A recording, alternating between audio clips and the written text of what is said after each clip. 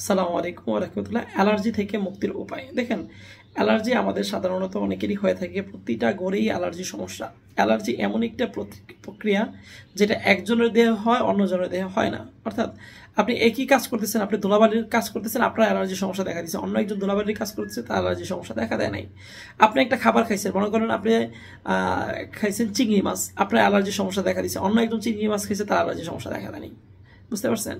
তার মানে বিষয়টা এরকম যে, বা অন্য একজন চিংড়ি মাছ খাইছে, আপনি চিংড়ি মাছ, অন্য একজনের অ্যালার্জির সমস্যা দেখা দিচ্ছে, কিন্তু আপনি বেগুন খাইছেন, আপনার বেগুনের অ্যালার্জির সমস্যা দেখা দিচ্ছে। মানে বিষয়টা বুঝতেছেন?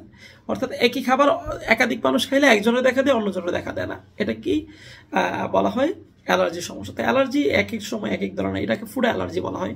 তো বিশেষভাবে অ্যালার্জি সাধারণত অনেক কারণে হয়ে থাকে, যেমন ধুলাবালির কারণে অ্যালার্জি সমস্যা হয়ে থাকে, প্রচুর ঘামলে অ্যালার্জি সমস্যা হয়ে থাকে, অনেকের শ্বাসকষ্ট থেকে অ্যালার্জি সমস্যা হয়ে থাকে, বা এই যে বললাম ফুড অ্যালার্জি, অর্থাৎ বিভিন্ন খাবার থেকে অনেকের অ্যালার্জি সমস্যা হয়ে থাকে। এরকম বিভিন্ন কারণে আমাদের অ্যালার্জি সমস্যা দেখা দিতে পারে। সেক্ষেত্রে অ্যালার্জি সমস্যা দেখা দিলে যতটুকু সম্ভব অ্যালার্জি জাতীয় খাবারগুলো, যে খাবারগুলোতে আপনার অ্যালার্জি বেশি হয়, ওই খাবারগুলো পরিহার করা।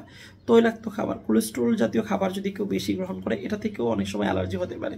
অনেক সময় আমাদের দেহের অতিরিক্ত এলডিএল কোলেস্ট্রলটা বৃদ্ধি পায়, যে এলডিএল কোলেস্ট্রল বৃদ্ধি থাকার কারণে আমার রক্তের আইজির পরিমাণ বেড়ে যেতে পারে। এটার সাথে সামঞ্জস্যভাবে আইজির পরিমাণটা বেড়ে যেতে পারে, আর রক্তের আইজির পরিমাণ বেড়ে গেলে অ্যালার্জির সমস্যাটা খুব তীব্র মাত্রায় দেখা দিবে। তার মানে বুঝতেই পারতেছেন, অ্যালার্জির সমস্যাটা একটা মানুষের খুব মেজর একটা সমস্যা। এটা বিভিন্ন কারণে আমাদের দেহের মধ্যে প্রভাবিত হতে পারে এবং দেখা দিতে পারে। সুতরাং এই অ্যালার্জির সমস্যা থেকে আমাদেরকে পরিত্রাণ থাকতে হবে, এবং এই জন্য আমাদেরকে সবচেয়ে বেশি জরুরি যেটা, পরিষ্কার পরিচ্ছন্ন থাকতে হবে, স্বাচ্ছন্দ্য ভাবে পরিষ্কার পরিচ্ছন্ন থাকতে হবে, এবং নিজের পোশাক আশাক গোসল করতে হবে নিয়মিত। এই খাদ্য অভ্যাস বা এই জীবনযাত্রার মধ্যে পরিষ্কার বা পজিটিভনেস বজায় থাকলে আমাদের পক্ষে অ্যালার্জি সমস্যা থেকে পরিত্রাণ থাকা সম্ভব। আসসালামু আলাইকুম।